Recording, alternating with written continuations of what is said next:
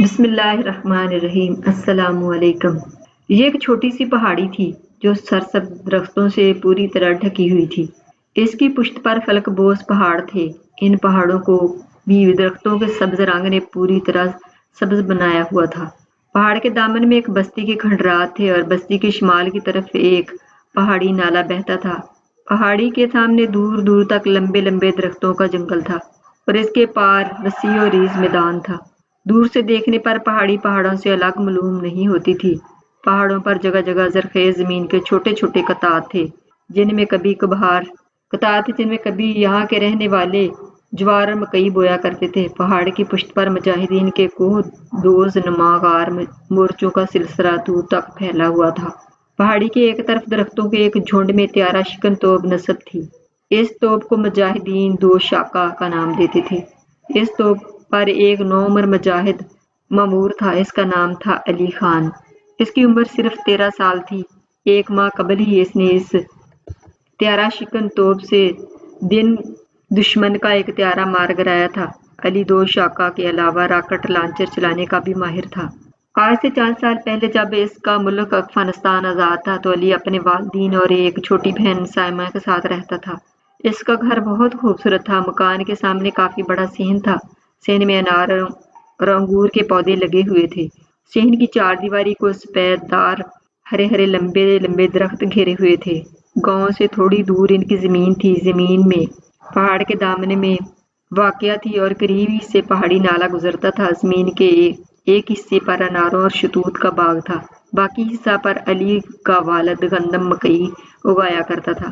زمین کے ایک طرف پہاڑ کے دامن میں پانی کا ایک چشمہ تھا جس سے کھیتی باڑی کے لیے پانی استعمال کیا جاتا تھا۔ علی اسکول میں پڑھتا تھا۔ جب اسکول سے واپس آتا تو کھیتوں میں اپنے والد کے ساتھ کام کرواتا۔ گرمیوں میں وہ شتوت کے درختوں کی گھنی ٹھنڈی چھاؤں میں بیٹھ کر اسکول کا کام کرتا۔ گاؤں سے جب اس کا کوئی دوست آ جاتا تو اسے وہ شتوت یا پھر انار کھلاتا۔ لیکن سب سے زیادہ وہ خوش اس وقت ہوتا جب گرمیوں میں بارش ہوتی اور پہاڑی نالے میں پانی بھر جاتا تو پھر وہ نالے میں دوستوں کے ساتھ گھنٹوں نہاتا رہتا۔ سیمہ گھر میں سب سے چھوٹی تھی اس لیے سب اس سے پیار کرتے۔ جب وہ طرح طرح کی شرارتیں کرتی تو سب اس کی شرارتوں سے خوش ہوتے۔ علی کی ایک پھوپھی بھی تھی جو ان کے گاؤں سے دور رہتی تھی۔ ایک دن وہ صبح ہی صبح ان کی پھوپھی ان کے گھر آ پہنچی تو اسے دیکھ کر سب حیران رہ گئے۔ اس کے ساتھ اس کا 7 سالہ بیٹا خلیل تھا اور ایک بکری اور ایک بکری کا چھوٹا سا خوبصورت بچہ۔ علی کی پھوپھی نے علی کو ابو کو دیکھتے ہی رونا شروع کر دیا۔ علی کے ابو نے بڑی مشکل سے اسے چپ کرایا اور پوچھا کہ بہن تیرے ساتھ کیا ظلم ہوا ہے کہ تو روئے جا رہی ہے؟ کیا خلیل کے بابا نے تجھے مارا ہے یا گھر سے نکال دیا؟ علی کی پھوپھی نے بتایا کہ نہیں بھائی، نہ تو مجھے خلیل کے بابا نے مارا ہے نہ گھر سے نکالا۔ میرے ساتھ جو ظلم ہوا وہ ظالم روسیوں نے کیا ہے۔ یہ کہتے ہی ایک دفعہ وہ پھر پھوٹ پھوٹ کر رونے لگی۔ علی کا باپ جانتا تھا کہ جب سے روسی ان کے ملک پر قبضہ کیا ہے افغانستان کا ہر فرد وحشی روسیوں کے ظلم و ستم کا شکار ہے اور ہر فرد زندگی اجیرن ہو چکی ہے۔ جس گاؤں میں بھی وہ روسی فوجی داخل ہوتے ہیں اس گاؤں کے مردوں اور عورتوں اور بچوں کو قتل کر دیتے ہیں، مسجد کو شہید اور گاؤں کے مکانوں کو آگ لگا دیتے ہیں۔ علی کی پھوپھی نے روتے ہوئے بتایا کہ پچھلے ہفتے روسیوں نے ہمارے گاؤں پر حملہ کیا۔ ٹینکوں اور بختر بند گاڑیوں سے گاؤں کا محاصرہ کر لیا اور روسی فوجی گھر گھر تلاشی لینے لگے۔ کلاشنکوفوں اور رائفلوں سے مسلح کئی روسی فوجی ہمارے گھر بھی گھس آئے۔ تلاشی کے دوران میں گھر کی کئی قیمتی چیزیں انہوں نے اپنی جیبوں میں رکھ لیں۔ پھر ایک روسی درندے میری طرف بڑھا، میرے گلے میں پہنا ہوا چاندی کا ہار اتارنے لگا۔ میں نے اسے دھکا دے کر پرے پھینک دیا۔ وہ دیوار سے ٹکرایا اور پھر کلاشنکوف سے مجھ پر گولی چلانے لگا تو خلیل کے باپ نے جھٹ اس سے رائفل چھین لی اور اسے قتل کر دیا۔ اتنے میں دوسرے روسی فوجیوں نے اپنی گولیوں سے خلیل کے ابو کو چھنی کر دیا اور خلیل کا بھائی بھی ان کے گولیوں سے شہید ہو گیا۔ میں خلیل کو لے کر بڑی مشکل سے بچ نکلنے میں کامیاب ہوئی ہوں۔ روسیوں کی کئی گولیاں میرے کانوں کے پاس سے گزری لیکن ہماری زندگی باقی تھی اس لیے بچ گئے۔ بڑی مصیبتوں کے بعد یہاں پہنچی ہوں۔ اگر یہ بکری نہ ہوتی تو شاید سفر کے دوران میں بھوک سے مر جاتے۔ اتفاق سے گولیوں کے شور سے ڈر کر یہ بکری بھی ہمارے پیچھے بھاگ آئی اور سفر کے دوران میں جب بھوک لگتی تو بکری کا دودھ پی کر گزارا کرتے۔ خلیل کی امی پر ہونے والے ظلم کو سن کر سب کو بہت دکھ ہوا۔ علی کے ابو نے خلیل کی امی کو تسلی دیتے ہوئے کہا، میری بہادر بہن صبرکار، اس ملک کی کتنی عورتیں ہیں جن کے خاوندوں اور بچوں کو روسیوں نے شہید کیا ہے۔ سارا افغانستان رو رہا ہے مگر روسی بہت ظالم ہیں۔ انہوں نے روس کے اندر بھی لاکھوں مسلمانوں کو شہید کر ڈالا اور مسجدوں کو شراب خانوں اور ناچ گھروں میں بدل دیا، قرآن مجید اور اسلامی کتابیں جلا دیں، اور اب روسی فوجی یہی کچھ ہمارے وطن میں بھی کر رہے ہیں۔ روسی فوج کے ظلم میں روز بروز اضافہ ہوتا جا رہا تھا مگر علی کے گاؤں میں ابھی روسی افواج داخل نہیں ہوئی تھی، لیکن دوسرے صوبوں میں جو ظلم ہو رہا تھا اس کی بادگشت علی کے گاؤں میں بھی سنی جا رہی تھی۔ علی کا باپ اپنی بہن کے بارے میں بہت فکر مند تھا۔ سیما جو بہت چھوٹی تھی ان پریشانیوں سے آزاد بکری کے بچے کے ساتھ سارا دن کھیلتی رہتی۔ خلیل بھی سیما کے ساتھ ہوتا۔ وہ دونوں بکری اور اس کے بچوں کو چرانے پہاڑوں پر لے جاتے۔ خلیل اور سیما جلد ہی آپس میں گھل مل گئے اور کبھی باغ میں چلے جاتے اور کبھی پہاڑی نالے پر پتھروں سے گھروندے بناتے۔ کبھی آپس میں لڑ بھی پڑتے مگر جلدی صلح کر لیتے۔ دونوں کی پیاری پیاری شرارتوں کو دیکھ کر سب گھر والے خوش ہوتے اور خلیل کی امی آہستہ آہستہ اپنا غم بھولنے لگی مگر ہر نماز کے بعد اپنے وطن کی آزادی کے لیے دعا ضرور کرتی۔ ایک دن ایسا ہوا کہ خلیل اور سیما دونوں گھر روتے ہوئے آئے۔ ان کے ہاتھوں میں بکری کا بچہ تھا جس کے جسم سے خون بہہ رہا تھا۔ سیما اور خلیل کے کپڑے خون سے سرخ ہو چکے تھے اور بکری کا بچہ مر چکا تھا۔ اس کے پیٹ سے آنتڑیاں باہر نکل آئی تھیں اور بکری ان دونوں کے پیچھے چیختی چلاتی بھاگی آ رہی تھی۔ وہ کبھی ادھر ادھر بھاگتی اور کبھی ادھر اور کبھی اپنے بچے کو دیکھتی۔ اس بے زبان کی آنکھوں سے آنسو آئے ہوئے تھے۔ اگر وہ بول سکتی تو ضرور پوچھتی کہ میرے بچے کو اس کا قصور کیا تھا۔ وہ اپنی آنکھوں سے کبھی سیما اور کبھی خلیل کی طرف دیکھتی جیسے پوچھ رہی ہو کہ سیما اور خلیل تو میرے بچے سے بہت پیار کرتے تھے، پھر انہوں نے میرے بچے کو کیوں قتل ہونے دیا؟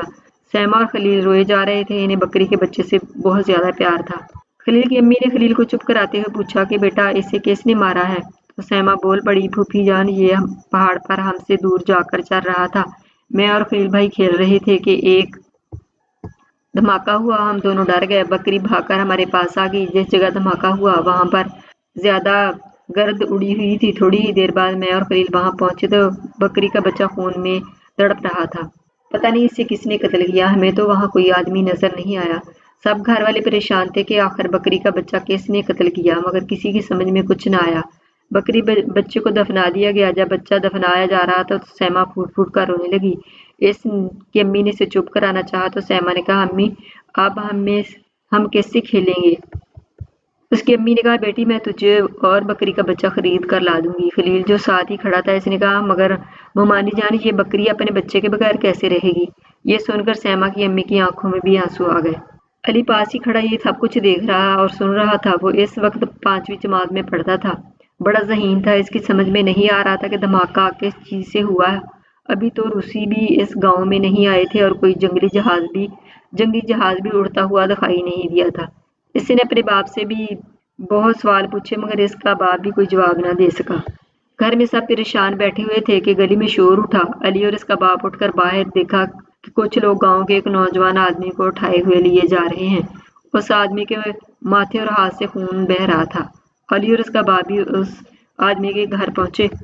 تھوڑی دیر بعد اس آدمی کو ہوش آیا تو اس نے بتایا کہ وہ کھیتوں سے گاؤں کی طرف آ رہا تھا کہ راستے میں ایک خوبصورت گھڑی دیکھی۔ اس نے اسے یوں ہی چھک کر اٹھایا، ایک دھماکہ ہوا اور وہ بے ہوش ہو کر گر پڑا۔ علی نے دیکھا کہ اس کے ہاتھ کی 3 انگلیاں ضائع ہو چکی۔ کسی کی سمجھ میں نہیں آ رہا تھا کہ گھڑی اٹھانے سے دھماکہ کیسے ہو گیا۔ وہاں پر موجود افراد اسے طرح طرح کے سوال کر رہے تھے مگر وہ ایک ہی جواب دے رہا تھا کہ بھائی میں نے تو گھڑی اٹھائی تھی۔ اس کی کسی بات پر کوئی یقین نہیں کر رہا تھا۔ ایک بوڑھے نے کہا کہ آج تک تو ہم نے نہیں سنا کہ گھڑی اٹھانے سے دھماکہ ہو جاتا ہے، ضرور کسی سے لڑ کر آیا ہے۔ دوسرے نے اس کی بات کو آگے بڑھاتے ہوئے کہا کہ اگر گھڑی اٹھانے سے دھماکے ہوتے ہیں تو بھلا لوگ گھڑیاں کیوں پہنتے؟ یہی بات کرتے لوگ وہاں سے اپنے اپنے گھروں کی طرف چلے گئے۔ علی اور اس کا باپ بھی گھر واپس آ گئے۔ علی نے اپنے باپ سے کہا کہ ابو کوئی نہ کوئی بات ضرور ہے، اس آدمی کا ہاتھ بھی دھماکے سے زخمی ہوا اور ہماری بکری کا بچہ بھی دھماکے سے ہلاک ہوا، ہمیں اس پر سوچنا چاہیے کہ یہ دھماکے کیسے ہوتے ہیں۔ علی کے باپ نے اسے سمجھایا کہ بیٹا جو بات بڑوں کی سمجھ میں نہیں آ رہی وہ تمہاری سوچنے سے تمہاری سمجھ میں کیسے آئے گی، اس لیے آرام سے سو جاؤ۔ سونے سے پہلے تھوڑی دیر تک علی ان دھماکوں پر غور کرتا رہا مگر اس کی سمجھ میں کچھ نہ آیا۔ سیما اور خلیل بکری کے بچے کے ہلاک ہونے سے کافی اداس تھے اور سیما نے رات کو کھانا بھی نہیں کھایا۔ وہ رات گئے تک اپنی امی سے بکری کے بچے کا ذکر کرتی رہی اور ذکر کرتے کرتے ہی سو گئی۔ صبح اٹھ کر سیما کی امی نے اسے دیکھا کہ بکری نے بھی رات کو کچھ نہیں کھایا تھا۔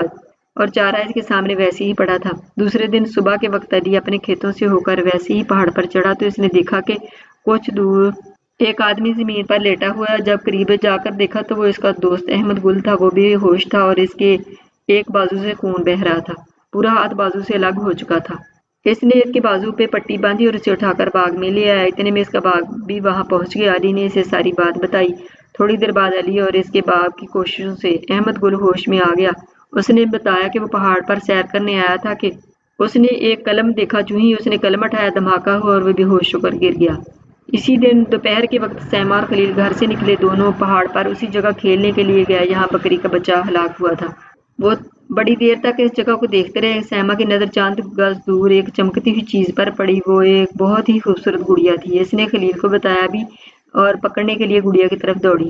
جو ہی اس نے گڑیا کو اٹھایا ایک زبردست دھماکہ ہوا اور سیما بے ہوش ہو کر گر گئی۔ خلیل گھبرا گیا اور چیختا ہوا گھر کی طرف دوڑا۔ جب سیما کا ابو پہاڑ پر پہنچا تو اس نے دیکھا کہ سیما کا ایک بازو ٹکڑے ٹکڑے ہو کر بکھرا پڑا تھا اور چہرے اور گردن پر بھی گہرے زخم آئے تھے۔ جب وہ سیما کی لاش کو لے کر واپس جا رہے تھے تو راستے میں اس نے اپنے باپ سے پوچھا کہ ابو یہ روسی افغانیوں کو کیوں قتل کر رہے ہیں؟ ہم افغان اللہ اور اس کے رسول کا نام لیتے ہیں اور کیا یہی ہمارا جرم ہے؟ علی کے باپ نے جواب دیا۔ علی نے پھر پوچھا کہ ابو یہ روسی اللہ اور اس کے رسول کے دشمن کیوں ہیں؟ اللہ نے تو ہم سب کو پیدا کیا ہے، ہمارے لیے طرح طرح کے پھل اگائے ہیں اور اللہ کے رسول نے تو بہت اچھے انسان تھے، وہ تو کافروں کے بچوں کو بھی پیار کرتے تھے، ان کے مخالف بیمار ہوتے تو ان کی تیمارداری کو جاتے، ان کی صحت کے لیے دعا کرتے، اور جب اللہ کے رسول نے مکہ فتح کر لیا تو اپنے دشمنوں کو بھی معاف کر دیا جنہوں نے آپ پر بہت ظلم کیے تھے۔ علی کی یہ باتیں سن کر علی کے باپ نے کہا بیٹا روسی شیطان کو مانتے ہیں اور شیطان اللہ اور اس کے رسول کا دشمن ہے۔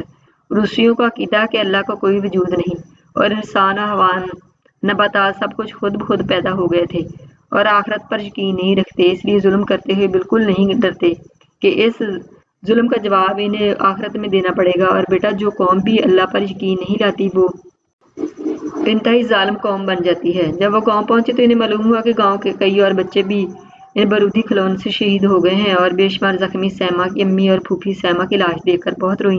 جب وہ رو رہی تھی تو علی نے کہا امی اب آنسو پونچھ لیں، میں اپنی بہن کے خون کے ایک ایک قطرے کا بدلہ لوں گا اور ایک ایک روسی کو قتل کروں گا اور خدا کے ان دشمنوں کو بتا دوں گا کہ جو قوم خدا کو نہیں مانتی جتنی بھی طاقتور ہو بالآخر تباہی اس کا مقدر ہوتی ہے۔ اس قدر بچوں کو شہید اور زخمی ہونے کی وجہ سے پورے گاؤں پر اداسی چھائی ہوئی تھی۔ والدین نے اپنے بچوں کو گھروں سے باہر جانے سے روک دیا اور کئی گھرانے تو پاکستان ہجرت کر گئے۔ علی بظاہر خاموش اور اداس نظر آ رہا تھا مگر انتقام کے شعلے اس کے دل میں تیز سے تیز تر ہوتے جا رہے تھے۔ کسی کام میں دل نہیں لگتا تھا۔ رات کو خوابوں میں اکثر اسے اپنی بہن سیما زخمی حالت میں نظر آتی۔ اس نے کئی دفعہ اپنے باپ سے اجازت مانگی کہ اسے مجاہدین کے پاس جانے دو مگر اس کا باپ ہمیشہ کہتا کہ بیٹا تم ابھی بہت چھوٹے ہو، ابھی تم بندوق نہیں اٹھا سکتے، اور جب اپنی ماں کو روتے دیکھتا تو خود بھی رونے لگتا۔ خلیل بھی پہاڑوں پر کبھی کھیلنے نہیں گیا تھا، وہ سارا دن اپنی امی کے پاس اداس بیٹھا رہتا۔ بکری نے سیما اور اپنے بچے کا غم زیادہ ہی محسوس کیا اور ایک دن وہ صبح کو مردہ پائی گئی۔ ایک دن صبح کے وقت وہ سب گھر کے صحن میں بیٹھے ناشتہ کر رہے تھے کہ انہیں جہاز کی آواز سنائی دی۔ پھر انہوں نے بم گرتے اور دھماکوں کی آوازیں سنی۔ ابھی وہ محفوظ جگہ چھپنے کی سوچ ہی رہے تھے کہ ایک بم ان کے گھر پر گرا اور بم کے پھٹتے ہی علی کی امی اور پھوپھی فوراً شہید ہو گئیں۔ علی اور اس کا باپ بھی زخمی ہو گئے۔ مکان کا بہت زیادہ حصہ گر چکا تھا۔ علی کے زخم تو معمولی تھے مگر اس کے باپ کو گہرے زخم آئے تھے۔ علی کے باپ نے علی سے کہا بیٹا تم نے کئی دفعہ مجھ سے مجاہدین کے پاس جانے کی اجازت مانگی ہے، اب وقت آ گیا کہ میں تمہیں اجازت دے دوں۔ خلیل کو ساتھ لے کر فوراً یہاں سے روانہ ہو جاؤ۔ علی نے باپ کے جسم سے بہتا خون دیکھا تو اس نے کہا ابو آپ بہت زخمی ہیں، میں آپ کو چھوڑ کر نہیں جا سکتا۔ علی کے باپ نے کہا علی تم میری فکر نہ کرو، میں زندہ بچ گیا تو میں تمہارے پاس چلا آؤں گا۔ وقت بہت تھوڑا ہے، دشمن کے ٹینک اور توپیں بہت جلد گاؤں کا محاصرہ کر لیں گی، کیونکہ دشمن کا طریقہ واردات یہی ہے کہ پہلے وہ ہوائی حملہ کرتے ہیں اور تباہی مچاتے ہیں اور پھر ٹینکوں سے محاصرہ کر لیتے ہیں۔ بیٹا ہم ان کا مقابلہ کریں گے اور اگر مرنا ہی ہے تو لڑتے ہوئے مریں گے، مگر تم ابھی بچے ہو، بڑے ہو کر وطن کی آزادی کی جنگ لڑنا، اور اگر دشمن نے تمہیں پکڑ لیا تو پھر وہ تمہیں زندہ نہیں چھوڑیں گے۔ اس لیے تم میرا حکم مانو اور فوراً یہاں سے نکل جاؤ اور وہاں عام راستے سے نہ جانا، ادھر دشمن کی فوج آ رہی ہے، پہاڑ کی پچھلی طرف سے جانا، بارودی کھلونوں اور بارودی سرنگوں سے اپنے آپ کو بچا کر چلنا، اپنے چھوٹے بھائی خلیل کا خیال رکھنا اور اسے کسی قسم کی تکلیف نہ ہونے دینا۔ پھر اس نے علی کو ایک تھیلی دی اور کہا کہ میں نے کچھ پیسے ہیں تمہارے کام آئیں گے۔ اس کے بعد اس کے باپ نے علی کی پیشانی کو چوما اور کہا، بیٹا، اسلام کے پرچم کو ہمیشہ سر بلند رکھنا اور اللہ کے حضور مجھے شرمندہ نہ کرنا۔ خدا کرے سب افغان بچے افغانستان کا پرچم بلند کریں، ہماری فکر نہ کرنا، ہم دشمن کا آخری دم تک مقابلہ کریں گے۔ علی کی آنکھوں میں آنسو آ گئے، اس نے اپنے رومال کو پھاڑا اور اپنے باپ کے زخموں پر پٹی باندھنے کے بعد اٹھا، اپنی شہید ماں اور پھوپھو کو دیکھا، آنکھوں میں آنسو اور دل میں انتقام کے شعلوں کے ساتھ پچھلی طرف سے گھر سے باہر نکل گیا۔ چھپتا ہوا وہ خلیل کو ساتھ لیے پہاڑ کی چوٹی پر پہنچ گیا۔ یہاں اسے ہوائی حملے کے علاوہ کسی چیز کا خطرہ نہ تھا۔ وہ دونوں ایک جھاڑی میں چھپ گئے اور اپنے گاؤں کو حسرت بھری نگاہوں سے دیکھنے لگے۔ کچھ گھروں سے دھواں اٹھ رہا تھا، گاؤں کا زیادہ تر حصہ ملبے کا ڈھیر بن چکا تھا۔ انہوں نے کئی عورتوں اور بچوں کو گاؤں سے نکلتے دیکھا جو محفوظ پناہگاہوں کی تلاش میں گاؤں سے ہجرت کر کے جا رہے تھے۔ ابھی تھوڑے ہی وقت گزرا تھا، انہوں نے دشمن کی گاڑیاں گاؤں کی طرف آتی دیکھیں۔ دیکھتے ہی دیکھتے دشمن نے گاؤں کو محاصرہ کر لیا، پھر توپوں سے گاؤں پر گولے برسائے جانے لگے۔ جب دشمن کو یقین ہو گیا کہ ان کا مقابلہ کرنے کے لیے گاؤں میں کوئی زندہ نہیں بچا تو دشمن کے فوجی ٹینکوں اور بختر بند گاڑیوں سے باہر نکل آئے۔ کلاشنکوفوں سے مسلح وہ گاؤں کی طرف بڑھنے لگے کہ یک لخت سامنے سے گولیاں برسنے لگیں اور دیکھتے ہی دیکھتے دشمن کے 20 فوجی کی لاشیں زمین پر ڈھیر ہو گئیں۔ دشمن ہوشیار ہو گیا اور ایک بار پھر توپوں سے گولہ باری شروع کر دی اور دشمن کے فوجی چھپ چھپ کر آگے بڑھنے لگے۔ علی کو بہت افسوس ہو رہا تھا کہ اس کے پاس کوئی ہتھیار نہیں تھا، ورنہ وہ یہاں سے کئی فوجیوں کو گولی کا نشانہ بنا سکتا تھا۔ جب دشمن کی لاش زمین پر گرتی تو اسے بہت خوشی ہوتی۔ پھر اچانک گاؤں کی طرف سے گولیاں چلنا بند ہو گئیں۔ اس نے دیکھا کہ دشمن کے فوجی گاؤں میں داخل ہو گئے ہیں۔ تھوڑی دیر بعد اس نے دیکھا کہ کئی عورتوں اور مردوں اور بچوں کو دشمن کے فوجی گاؤں سے باہر کھلے میدان میں لے آئے، پھر سب کو انہوں نے گولیوں سے شہید کر ڈالا، گاؤں کو آگ لگا دی۔ علی کا دل تڑپ اٹھا اور خلیل یہ سب کچھ دیکھ کر بہت ہی سہم گیا۔ علی کو اب یقین ہو گیا کہ اس کا باپ بھی شہید ہو گیا ہوگا۔ وہ روتے ہوئے دل کے ساتھ اٹھا اور خلیل کو ساتھ لیے پہاڑ کی دوسری طرف نیچے اتر گیا۔ وہ دونوں مسلسل شام تک چلتے رہے اور رات کو ایک محفوظ جگہ ڈھونڈ کر آرام کے لیے لیٹ گئے۔ دونوں بہت خوفزدہ تھے۔ اتنی کم عمری میں اتنا خوفناک سفر کبھی سوچا بھی نہ تھا، نہ دشمن کے ٹھکانوں کا علم، نہ اپنے دوستوں کا پتہ کہ کہاں ملیں گے۔ سارا دن سفر کر کے تھکے ہوئے تھے کہ اس لیے جلدی نیند آ گئی، مگر رات بھر علی ڈراونے خواب دیکھتا رہا۔ دونوں صبح اٹھے اور پھر چل پڑے۔ وہ ایک ایک قدم متعہد ہو کر اٹھا رہے تھے۔ اگر کہیں دور سے کوئی انسان نظر آ جاتا تو وہ راستہ بدل لیتے کہ کہیں یہ دشمن کے سپاہی نہ ہوں۔ ایک جگہ انہیں پانی کا چشمہ نظر آیا تو وہاں بیٹھ کر انہوں نے گھر سے نانوں کے جو خشک ٹکڑے لیے تھے وہ پانی میں بھگو کر کھائے، پانی پیا اور پھر چل پڑے۔ خلیل یہاں تھک جاتا، علی اسے اپنے کاندھوں پر اٹھا لیتا اور اگر دشمن کا جہاز نظر آ جاتا تو فوراً کسی جھاڑی کے نیچے یا پھر پتھروں کی اوڑ میں چھپ جاتے۔ اسی طرح مسلسل وہ 3 دن تک سفر کرتے رہے۔ دونوں کے پاؤں میں چھالے پڑ چکے تھے، ان سے چلا نہیں جا رہا تھا۔ ان کے پاس کھانے پینے کا سامان بھی ختم ہو چکا تھا۔ خلیل کی بھوک سے بہت بری حالت تھی اور بار بار علی سے کہہ رہا تھا کہ بھائی جان مجھے بہت بھوک لگی ہے، اور علی سے تسلی دے دیتا کہ تھوڑی دور آگے جا کر کھانے کو کچھ مل جائے گا۔ خود اس کا اپنا حال بھی بھوک سے بہت برا تھا۔ دونوں سے چلا نہیں جا رہا تھا مگر چل رہے تھے۔ موسم کافی گرم تھا، لیکن تھوڑی ہی دیر بعد مغرب سے سیاہ گٹھائیں اٹھیں اور ہر طرف اندھیرا چھا گیا۔ بجلی چمک رہی تھی، اس گڑک سے پہاڑ لرز رہے تھے، تھوڑی تیز ہوا چل رہی تھی۔ خلیل اس طوفان سے زیادہ ہی ڈر گیا، اس لیے وہ رونے لگا۔ علی نے اسے اٹھا لیا مگر ہوا اس قدر تیز تھی کہ ان سے ایک قدم بھی نہیں چلا جا رہا تھا، اور پھر دیکھتے ہی دیکھتے ژالہ باری شروع ہو گئی۔ پہاڑ پر چھپنے کے لیے کوئی جگہ نہ تھی۔ اولے ان کے سروں پر پڑ رہے تھے۔ خلیل کو اولوں سے بچانے کے لیے علی نے اپنی چادر خلیل کے سر پر لپیٹ دی۔ اولے بہت بڑے بڑے تھے، جب علی کے سر پر پڑتے تو علی کو بہت درد ہوتا۔ اولوں سے بچنے کے لیے وہ ایک جھاڑی کے نیچے بیٹھ گئے۔ ژالہ باری تو تھوڑی دیر بعد رک گئی مگر بارش کے رکنے کا نام نہیں لے رہی تھی۔ پھر پہلے گرمی سے برا حال تھا، وہ خلیل سردی سے ٹھٹر رہا تھا۔ شام کو جب بارش تھمی تو پہاڑی نالہ پانی سے بھر چکا تھا اور اس میں سے گزرنے والے پانی کا شور دور دور تک سنائی دے رہا تھا۔ اتنے تیز اور زیادہ پانی میں وہ نالہ عبور نہیں کر سکتے تھے۔ خلیل کو بخار ہو گیا تھا اور بخار آہستہ آہستہ تیز ہوتا جا رہا تھا۔ ایک طرف بھوک اور دوسری طرف خلیل بخار سے تڑپ رہا تھا۔ علی سے خلیل کی یہ حالت دیکھی نہیں جا رہی تھی۔ اس نے خلیل سے کہا کہ تم یہاں اگر اکیلے رہ سکو تو نالا تیر کر پار کر کے دوسری طرف جاتا ہوں تاکہ اگر کھانے کو کچھ مل سکے تو تمہارے لیے لے آؤں، مگر خلیل نے وہاں رکنے سے انکار کر دیا۔ علی بہت پریشان تھا۔ وہ خدا سے دعا کرنے لگا کہ یا اللہ ہماری مدد کر اور پہاڑی نالے کا پانی جلد اتار دے تاکہ ہم اسے عبور کر سکیں۔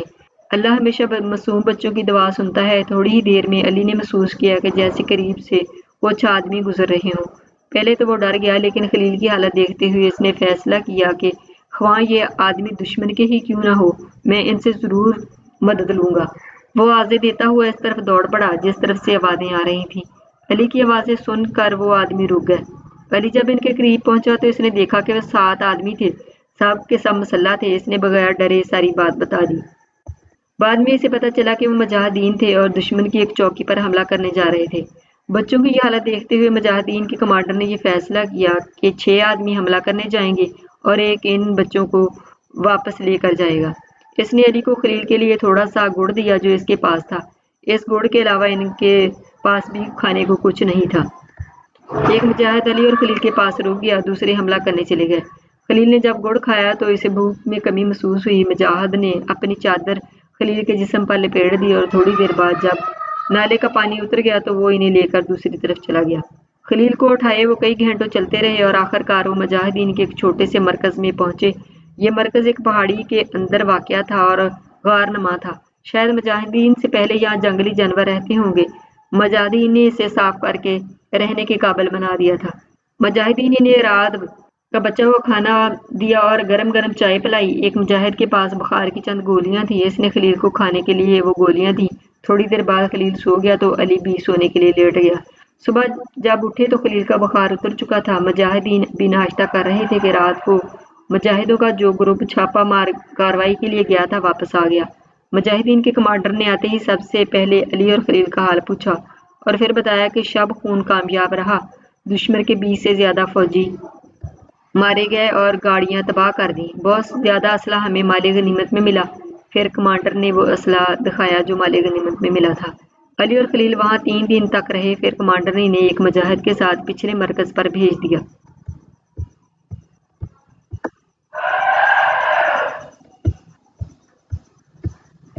مجاہدین کا اس صوبے میں ہیڈ کوارٹر تھا۔ کمانڈر اس وقت مجاہدین کو عملی تربیت کا سبق دے رہا تھا۔ مجاہدین کے چیف کمانڈر نے جب علی اور خلیل کی کہانی سنی تو اسے بہت دکھ ہوا۔ اس نے علی سے کہا کہ بیٹا افغانستان میں ہر جگہ یہی ظلم ہو رہا ہے، کہیں بارودی کھلونے اور کہیں زہریلی گیس سے روسی مسلمانوں کو قتل کر رہا ہے، مگر فکر کی کوئی بات نہیں، اللہ مجاہدین کو فتح یاب کرے گا۔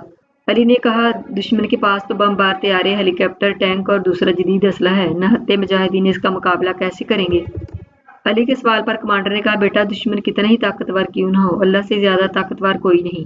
جنگ بدر میں مسلمانوں کے پاس کتنا اسلحہ تھا، لیکن 3 گنا زیادہ طاقتور دشمن پر اللہ نے مسلمانوں کو فتح دی اور انشاءاللہ بہت جلد ہم بھی اپنے وطن کو روس سے آزاد کرا لیں گے اور پھر افغانستان میں اسلام کا پرچم سر بلند کریں گے۔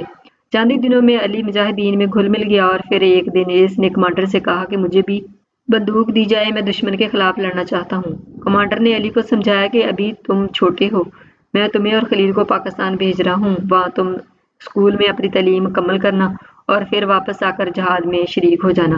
مگر علی نے کہا کہ میں اتنا چھوٹا نہیں ہوں کہ بندوق بھی نہ اٹھا سکوں، اور اب مجھے جو تعلیم چاہیے وہ بندوق چلانے کی ہے، اور وہ تعلیم مجھے پاکستان میں نہیں مجاہدین کے اس مرکز سے مل سکتی ہے۔ کمانڈر نے بہت سمجھایا مگر علی اپنی ضد پر اڑا رہا۔ آخر کمانڈر کو علی کی بات ماننا پڑی۔ کمانڈر نے علی سے کہا تم 6 ماہ تک اس مرکز میں مجاہدین کے ساتھ رہو گے، کسی چھاپا مار کارروائی میں حصہ لینے کی اجازت نہیں ہوگی، اور تم اس دوران میں مرکز میں مجاہدین کے دوسرے کام کرو گے، مثلا چشمے سے پانی لاؤ گے، ایندھن اکٹھا کرو گے، اس کے بعد تمہیں بندوق دے دی جائے گی۔ علی نے شرائع خوشی سے مان لی اور خلیل کو پاکستان بھیج دیا گیا۔ جاتی دفعہ خلیل بہت رویا مگر علی نے اسے تسلی دی وہ اسے ملنے پاکستان ضرور آیا کرے گا۔ 6 ماہ بعد جب علی کو چیف کمانڈر نے بندوق دی تو علی بہت خوش ہوا، اس کی خوشی کا کوئی ٹھکانہ نہ تھا۔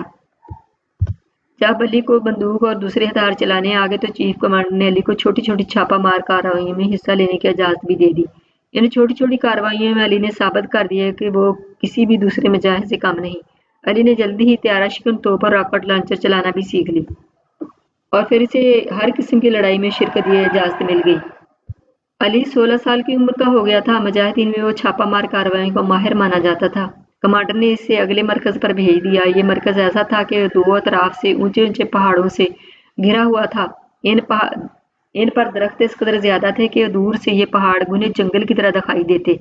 वो पहाड़ कुछ दूर जाकर आपस में मिल जाते। वहां से पानी का चश्मा फूटता दिखाई देता जो नीचे आकर पहाड़ी नाले की सूरत इख्तियार कर गया था। इसी नाले के साथ साथ मुजाहिदीन के मोर्चे थे।